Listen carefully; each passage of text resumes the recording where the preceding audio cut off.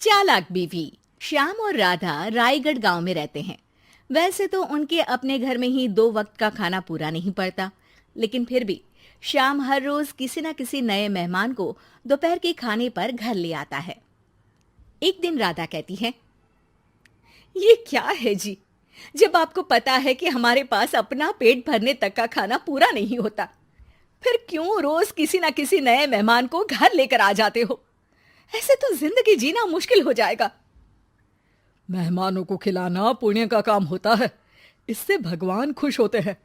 तुम क्यों उसके बीच में आकर पाप की भागीदारी बन रही हो? दोबारा मेरे सामने ऐसी बात मत करना, समझी? इसी तरह राधा बहुत बार श्याम को समझाने की कोशिश करती है, पर वो हर बार एक ही बात बोलकर उसे चुप करा देता है। इन्हें समझाना तो बेकार है। मुझे ही कोई ऐसी तरकीब सोचनी होगी जिससे मेहमान अपने आप ही यहां आना बंद कर दे। राधा तरकीब सोचने में लग जाती है और इसी तरह कुछ दिन बीत जाते हैं। एक सुबह श्याम बिना कुछ बताए जल्दी घर से निकल जाता है और राधा अपने काम में लग जाती है। कुछ घंटों बाद श्याम अपने एक दोस्त के साथ घर वापस आता है। सुनो राधा, आज दोपहर के लिए 3 मेहमानों का खाना बनाकर रखना, और याद रखना उनकी खातिर में कोई कमी ना हो। श्याम की बात पर राधा हैरानी से उसकी तरफ देखने लगती है, लेकिन दोस्त के साथ होने की वजह से कुछ बोल नहीं पाती।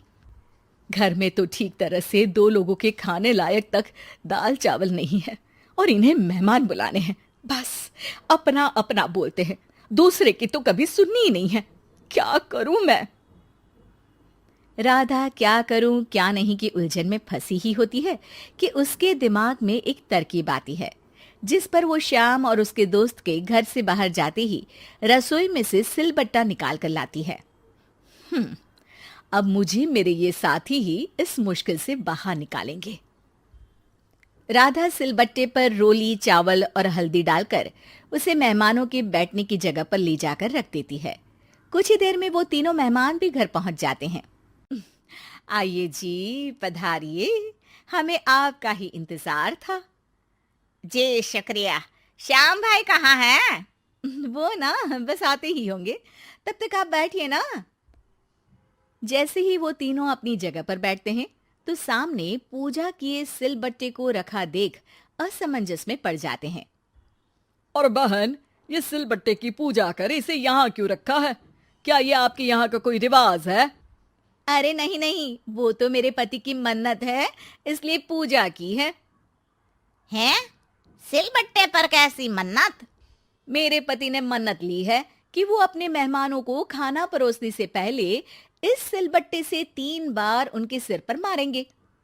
राधा की ये बात सुन तीनों मेहमानों के चेहरों की हवाइयां उड़ जाती है, जिसे देख राधा मन ही मन हंसती हुई उन्हें दिलासा देते हुए कहती है, अरे आप लोग फिक्र मत कीजिए, ज्यादा तेज नहीं मारेंगे, बस 3 बार जरा सी थपकी।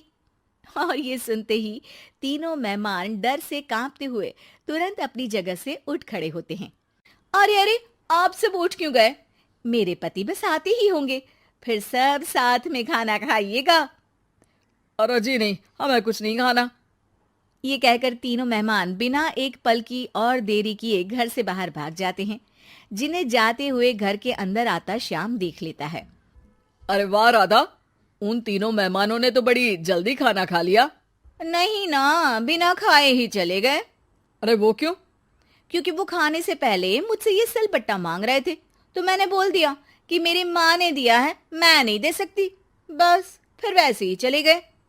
राधा की बात सुन श्याम गुस्से से लाल होकर उस पर चिल्लाने लगता है।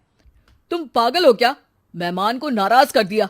मेहमान जो मांगे उन्हें वो देना हमारा फर्ज है। इतनी सी बात तुम्हें कब समझ में आएगी? मैं अभी उन्हें ये सिलबट्टा देकर वापस घर में ले आता हूं, तुम खाना तैयार रखना। अब श्याम सिलबट्टा उठाए घर से बाहर निकल जाता है और मेहमानों को ढूंढना शुरू कर देता है, जो उसे पास में ही एक पेड़ के नीचे बैठे दिखते हैं। श्याम उनके पास पहुंचने ही वाला होता है कि वो उसे सिलबट्टे के साथ आता देख दोबारा भागना शुरू कर देते हैं, जिस पर श्याम भी उनके पीछे भागने लगता है। अरे रुको, मैं आप लोगों को ये देना चाहता हूं। अरे आप लोग रुको तो सही। अरे भाई, ये तो हाथ धोकर पीछे पड़ गया है। अरे जुबान कम और पैर तेज चलाओ। वो तीनों पिटाई के डर से और ज्यादा तेज भागने लगते हैं।